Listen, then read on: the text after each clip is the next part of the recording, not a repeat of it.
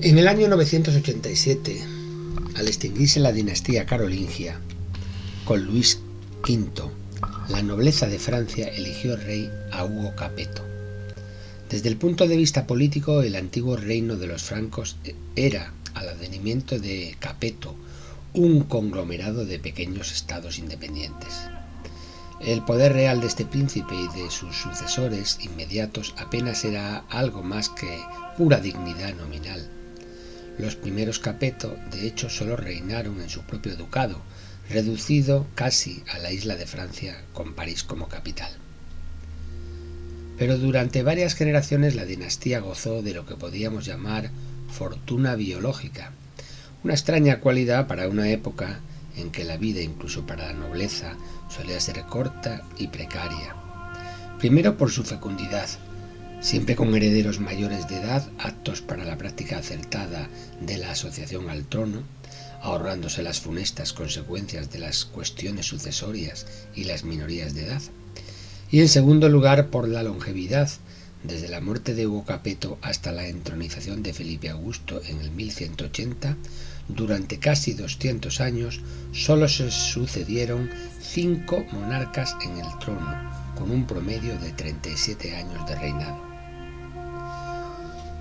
Por otro lado, rodeados sus dominios de otros feudos, Champaña, Troyes, Flandes, Normandía, los soberanos quedaron al abrigo de las ambiciones del imperio y de otros enemigos exteriores. Tampoco les faltó el apoyo de la Iglesia, que durante el siglo XI y el XII buscó un contrapeso en su lucha con el imperio. Con la jerarquía eclesiástica se mostró especialmente respetuoso el hijo de Hugo, Roberto II, bajo cuyo sobrenombre, el Piadoso, se ocultaba un espíritu realista y tenaz que aseguró para la dinastía las primeras anexiones: Dreux, Melun, la Borgoña ducal. Enrique I y Felipe I continuaron reforzando el poder interno e incorporando nuevos territorios al pequeño territorio patrimonial. Más tarde, el tándem Luis VI el Gordo y Súger, su eminente consejero, se emplearon a fondo para limpiar Francia del bandidaje, haciendo entrar en razón a los vasallos recalcitrantes, protegiendo a la población laboriosa y atrayéndose la simpatía de la importante burguesía urbana de París.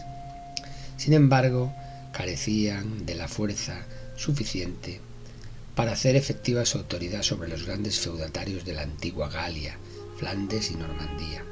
Luis VI se limitó a mantenerse a la defensiva, alejando este peligro amenazador con intrigas y atizando al máximo las querellas intestinas de la Casa Real normanda.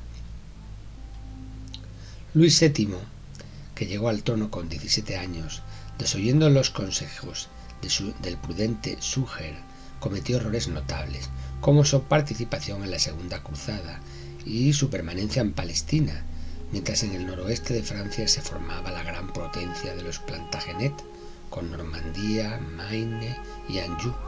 Pero su principal error fue la anulación de su matrimonio con Leonor de Aquitania, cuyas segundas nupcias con Enrique II Plantagenet, rey de Inglaterra en 1152, convirtió a aquel en duque de Aquitania, constituyéndose un poderoso estado feudal anglo-francés que abarcaba todo el occidente galo desde el Canal de la Mancha hasta los Pirineos, de forma que el Plantagenet, siendo vasallo del rey de los francos, poseía en el antiguo reino más tierras que su señor Luis VII. Enrique II, cuya madre era hija de Guillermo el Conquistador, era tan poco inglés como su abuelo. El centro de gravedad de sus dominios territoriales estaba en Francia, país del que poseía casi la mitad por herencia y enlace matrimonial. Por parte de su madre poseía Normandía y Bretaña, por la de su padre las comarcas del Loira y por último también el ducado de Aquitania, es decir, las tierras situadas entre el Loira y los Pirineos, por su matrimonio con Leonor, rica y bella heredera de este país. Enrique contaba apenas 19 años de edad cuando se casó con esta ex reina de Francia, que era 8 años mayor que él y cuyo matrimonio con el rey francés se había anulado por el Papa por consanguinidad hacía escasamente 2 meses. Monarca tan poderoso no necesitaba apoyarse en sus vasallos ingleses. En poco tiempo acabó con los abusos de los tiranuelos que gobernaban el país y restableció la unidad del reino de Inglaterra. Centenares de castillos, guaridas de los opresores que aterrorizaban al pueblo inglés, fueron arrasados. Reprimió con mano dura todo conato de rebelión de la nobleza feudal. Las espadas de los caballeros se transformaron en arados. Los bandidos y ladrones fueron ahorcados y suprimidos, escribía el canónigo Godofredo de Monmouth en su Historia de los Reyes de Bretaña, crónica que principia la literatura artúrica con indudable afán propagandístico para el nuevo reino anglonormando y aquitano. Enrique reemplazó en la administración pública a los varones por funcionarios idóneos de categoría social inferior que vigilaban a los señores y procuraban que hombres y mujeres fuesen iguales ante la ley. La institución del jury, jurado, en que los laicos actúan como jueces, tan característica del derecho inglés, parece datar de la época de Enrique II. En sus viajes en todas direcciones del país velaba Enrique para que la justicia fuese cumplida. El súbdito más miserable podía apelar directamente al soberano. Paulatinamente los vasallos de Enrique II se convirtieron en auténticos aristócratas. Los castillos feudales se transformaron poco a poco en ricas mansiones campesinas típicamente inglesas, donde los dueños llevaban una vida mucho más tranquila y agradable que sus belicosos ascendientes. En la lucha que entabló Enrique para reducir la nobleza a obediencia, le ayudó con eficacia su fiel y competente canciller Thomas Becket. Aunque él mismo pertenecía a la alta clerecía, se esforzó en someter la Iglesia a su soberano. Para consolidar en tal sentido la obra de su canciller, Enrique lo nombró en 1162 arzobispo de Canterbury. Pero entonces ocurrió algo que el rey no había sospechado. Becket se dedicó tan de lleno a su nueva función como antes lo hiciera en su cargo temporal. Un contemporáneo dice de él que, quien superó a los demás en poder y magnificencia, quiso ser ahora el primero en santidad. Pero no sólo con su vida piadosa se mostró Becket de distinta manera, sino que se convirtió de súbito en el inflexible adalid de los foros de la Iglesia y de la jerarquía. Cuando Enrique regresó de Francia después de la conversión de Becket, saludó al nuevo arzobispo volviéndole el rostro. Era el prólogo de una serie de escenas violentas que estallarían entre ambos personajes irreductibles. Puede imaginarse el estado de ánimo con que oiría el rey al arzobispo defender su punto de vista, según el cual los decretos de la Iglesia debían prevalecer sobre los del monarca. Nadie se había atrevido a hablar en tono semejante al rey de Inglaterra. Este concibió una sorda animadversión hacia Becket y no descuidó ocasión de humillarlo. Becket se refugió en Francia, donde fue recibido con todos los honores por Luis VII. El anciano canciller y arzobispo vivió retirado 6 años en conventos franceses. El rey y su antiguo servidor acabaron al fin por reconciliarse y Becket fue autorizado a volver a Inglaterra, pero la antigua desconfianza entre ambos no desapareció. Becket excomulgó a varios obispos amigos de Enrique. Cuando el rey se convenció que el arzobispo seguía siendo el mismo, se encolerizó. ¿Qué clase de cobardes hay en mi corte que no saben vengarme de un desvergonzado eclesiástico? 4 caballeros testigos del regio acceso de cólera tomaron en serio estas palabras y se dirigieron a Canterbury. Hallaron al arzobispo en la catedral y tras una discusión lo mataron junto al altar en el año 1170. Sobre el cadáver del antiguo cortesano se encontró un cilicio y señales de flagelación. El horrendo crimen provocó indignación general. El pueblo, que lo consideró un mártir, creía que en su tumba ocurrían milagros y señales prodigiosas. Y así la última morada de Tomás de Canterbury se convirtió en uno de los principales lugares ingleses de peregrinación. El Papa lo canonizó y conminó al rey con la excomunión si no aceptaba su veredicto.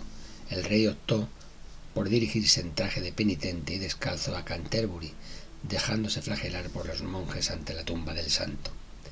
Enrique II Plantagenet imprimió su huella en la vida política y social de Inglaterra. Sin embargo, no logró consolidar su poder en Francia. Si la fuerte posición que ocupaba en este país no llegó a amenazar a los Capeto, como pudo creerse al principio, se debió a la actitud de su mujer y de sus hijos en franca rebeldía armada contra el rey. El mismo año que estalló la rebelión en Inglaterra, Leonor, despechada por las infidelidades de Enrique, incitó a sus hijos a sublevarse contra su padre. Luis VII, que solo poseía media Francia debido a Enrique, no deseaba otra cosa. pero la extraordinaria energía del monarca inglés le proporcionó medios para ajustar cuentas a sus hijos y encarcelar a Leonor, que sólo recuperó la libertad con el advenimiento al trono de su hijo predilecto Ricardo Corazón de León. Pero su más temible enemigo fue Felipe II Augusto, hijo del tercer matrimonio de Luis VII. Con la mayor astucia y sin escrúpulos, se propuso unificar todos los territorios franceses y, sobre todo, aniquilar el dominio de la casa Plantagenet en Francia, pues ningún rey podía admitir que un vasallo suyo fuera más poderoso que él en Francia. La pugna feudal entre Francia e Inglaterra se inicia con Felipe II Augusto y durará todo lo que resta de Edad Media y se liquidará definitivamente en la Guerra de los 100 años. Felipe II Augusto es el verdadero artífice del reino francés. La aparición de los bailíos, gobernadores delegados de la corona para un territorio o misión, reforzó la tendencia centralizadora.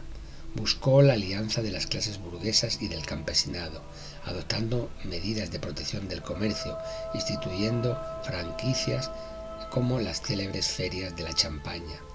Respecto de la Iglesia, se limitó a vigilar discretamente las elecciones episcopales para que resultaran designados clérigos de su confianza. Al principio de su reinado participa en la Tercera Cruzada al lado de Ricardo Corazón de León, pero muy pronto abandonó la empresa y a su regreso le faltó tiempo para aliarse con Juan Sin Tierra, hermano menor y rival de Ricardo. Se inició un enfrentamiento bélico de contención que perduró hasta el año 1193. Ninguno de los contendientes parecía tener la fuerza para acabar con el contrario. Las batallas se sucedieron en el Berry, en Auvernia, en el condado de Tolosa, en la región normanda del Bessin, incluso en las puertas de París. En 1193, cuando Ricardo Corazón de León fue preso en Austria, al tratar de regresar de la cruzada, Felipe Augusto soñó con desposeer a los Plantagenet, también del reino de Inglaterra. Por eso casó con Ingeborg, hija del rey danés Canuto el Grande, para procurarse a su vez derechos sobre la corona inglesa. Luego, más realista, repudió a la infortunada princesa y se concentró en el ducado de Normandía. La conquista fue impedida por la llegada de Ricardo tras haber abonado Leonor, su madre, el importante rescate económico pedido. En el año 1199, el Papa Inocencio III impuso una tregua, pero la muerte temprana de Ricardo, quien temerariamente se expuso al alcance de una ballesta en los preparativos del asalto a un castillo en el Lemosín, hizo que la lucha se renovara frente al nuevo monarca inglés, el débil Juan Sin Tierra, quien se vio obligado a ceder Évreux, Berry y parte del Bessin normando. En el año 1200 quedó pactado el matrimonio entre el heredero de Francia, Luis VIII, y la sobrina de Juan Sin Tierra, Blanca de Castilla. Juan prestó homenaje a Felipe Augusto y le pagó una fuerte suma, que éste destinaría muy pronto para destronarlo. En el año 1202, con el pretexto de un conflicto sucesorio, Felipe II Augusto intimó a Juan Sin Tierra para que respondiese de la muerte de Arturo de Bretaña, y al no acudir confiscó todos los feudos, Normandía, Anjou y Poitou. Juan Sin Tierra formó una coalición contra el Capeto, en la que entraron el conde de Flandes y Otón IV de Alemania. Pero en la decisiva batalla de Bouvines, en Flandes, en el año 1214, fueron vencidos por el rey francés. A consecuencia de esta derrota, el rey inglés perdió todos sus ducados en Francia, excepto Aquitania. La consolidación del territorio del Reino de Francia se concluyó por medio de su intervención en el Mediodía, que hasta entonces había vivido como un territorio casi independiente, a consecuencia de la cruzada contra los albigenses predicada por el Papa Inocencio III. Durante el siglo XII, el condado de Tolosa, en contacto con el oriente mediterráneo a consecuencia de las cruzadas, se convirtió en el foco cultural más desarrollado de Francia. Entre las poblaciones urbanas prendió un movimiento místico de origen oriental que puso en peligro la unidad religiosa de Francia. Admitiendo el dualismo entre el bien y el mal de la antigua secta maniquea, la herejía de los cátaros o albigenses protagonizó una reacción contra los vicios del clero y quiso volver a la pureza primitiva del Evangelio, generándose un movimiento social que repudiaba la violencia y negaba la propiedad privada. El movimiento ganó para su causa a los grandes señores feudales del Midi, entre ellos el conde de Tolosa Raimundo VI, quien, habiéndose enfeudado al rey de Aragón, contó con el apoyo de Pedro II el Católico. El Papa Inocencio III organizó una cruzada para someter a los albigenses. Felipe II Augusto, absorbido en su lucha contra la coalición anglo-flamenca imperial, se abstuvo de intervenir directamente, pero dejó hacer. Tropas del norte de Francia al mando de Simón IV de Montfort atacaron a los señores del Languedoc y cometieron todo tipo de atrocidades contra la población del Midi. La batalla de Muret decidió la lucha a favor de los franceses y supuso la pérdida para el reino de Aragón de la comarca transpirenaica del Rosellón. La Inquisición, creada entonces, se encargó de completar la aniquilación de los focos heréticos. El dominico Raimundo de Peñafort fue el primer inquisidor general del reino de Aragón, en el reinado de Jaime I, y se encargó de exterminar los últimos focos de la herejía albigense.